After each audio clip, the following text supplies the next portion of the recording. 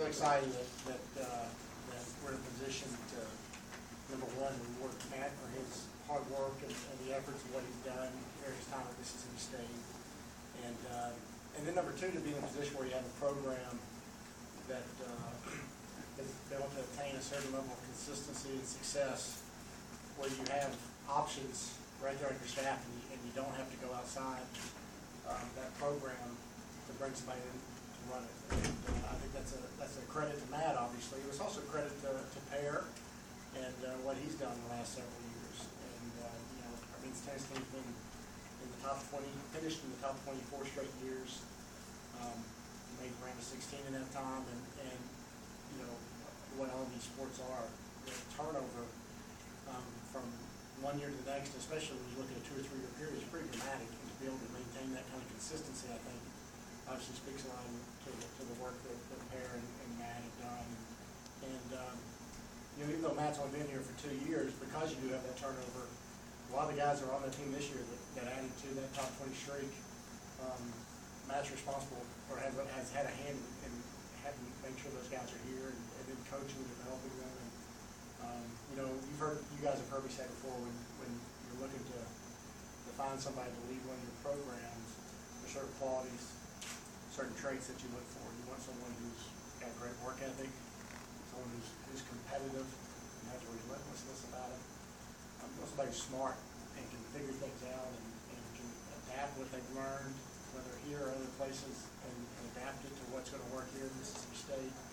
And then someone who knows how to identify and develop talent, and that's proven in a short period of time that he has the ability to do those things, and excited that he's going to be continuing what we've got built here. Well, first of all, I want to thank Scott and believing in me to take over and carry on what Pear and I have done the last couple of years. Pear and I have been through a lot in only 2 years. It's been packed 2 years, we'll say that, with the turnover, like Scott says, and to still maintain that top 20 ranking. And what I've learned in 2 years, a lot of people don't learn in 5 or 6, especially in the SEC, and how competitive we are and how good we want to stay. So, I just want to thank Scott for believing in me and giving me this opportunity. And I'm fully into it, and it's great that I'm here and I can continue what I've been doing all summer with our new guys coming in, with all the paperwork and keeping everything in the right direction. So I'm really excited about what we have in place right now and in the future of our program. How do you continue that success that you and Pear have had the last couple of seasons? Well, you have to recruit talent that's good enough to win the SEC. And with that also, we look for the right character in the players that want to represent Mississippi State. They come here for the right reasons, which are tennis. Obviously, we want to get their degree in 4.5 years, and they want to value school, but it's to take their tennis to that next level and use us to become professional tennis players. And we put together a training program, athletic. Basically, you got your trainers, your coaches, your everyone from the medical team, and they feel like this is a place where they can become professional. And so we build off of that, and we have to go all over the world to find those players. And we had 5 of 8 players brand new this year, and we stayed top 20. So we're going to build off that very young team. So we have a lot of good things ahead of us. When the position became open, was it something that you wanted to immediately pursue when you found out it was going to be open? Obviously, yeah. I actually came from Michigan State, told the associate AD there, one day I hope to be a head coach of an SEC school. And it was great there in the Big Ten, but we just, in the SEC, we have, I guess, a higher drive for being good in all of our sports. And not saying that for every school in the Big Ten, but there I felt like I had to make a move, and I knew that would possibly set me up for a head coach in the SEC. And so as soon as that happened, you got to be patient, and you have to just wait for your time, and I felt like everything worked its way in the right direction. Scott, the word belief has been used. Is that the biggest, I don't know how to characterize it, stumbling block, hurdle that you have to you had to overcome in this case as an athletic director to decide, whether you wanted to move this person in or look outside? Yeah, the hardest thing, anytime you're evaluating a situation is to project, and our coaches have to do it all the time when they're recruiting young people. A lot of times they have to, believe something that may not be there, but they think could be there.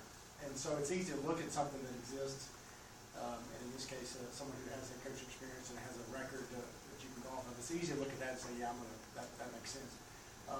You have to project a little bit more, and we've done that a lot. We've hired a lot of our head coaches currently were assistants. This is their first head coaching job. We have a number of sports that that's the case.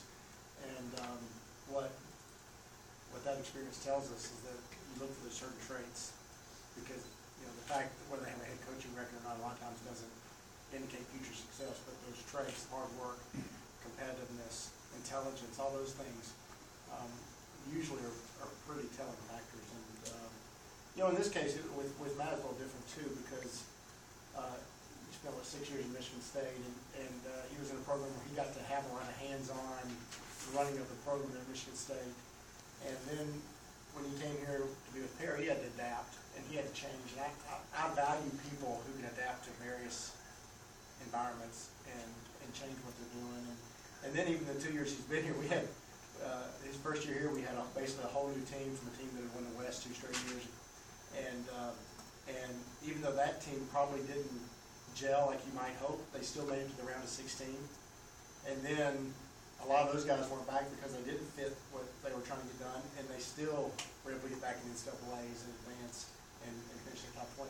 And so to be a part of seeing all those different things, I lend a lot of credibility to that, I guess. And something else, recruiting in tennis is it's a lot different than most of our sports. It's a lot international based.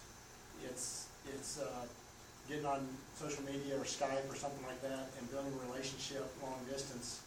And you may get out in the summer and see a guy once or twice, but it's not like a lot of our domestic recruiting where you see kids a lot. And so you've got to know how to evaluate from that distance. You have to know how to sell yourself and our school in that distance. And I don't think just anybody can do it. And I think it takes someone, the fact that he's done it at Mississippi State and knows that process, I think really, I thought that was important that we took advantage of that. Matt, what was your response to your players and your newcomers coming in? Hey, I'm your new head coach now. Well, I've talked to them all on Skype, and I've talked to them numerous times on Skype. They're all really excited. And for them to hear me talking about our schedule and what we have ahead of us in the fall, it pumps them up, to see that, okay, Perry might have done this, but to see me doing it, they get a lot of confidence from that. And just filling them in on all the orders and all the scheduling and everything, they're really excited, and it's definitely helped them be a little bit more at ease. That they don't have to get to know the new head coach and all that, and they're very calm about it. And with the assistant coach that they think I will hire, it also adds to that calming feeling about the program. You turned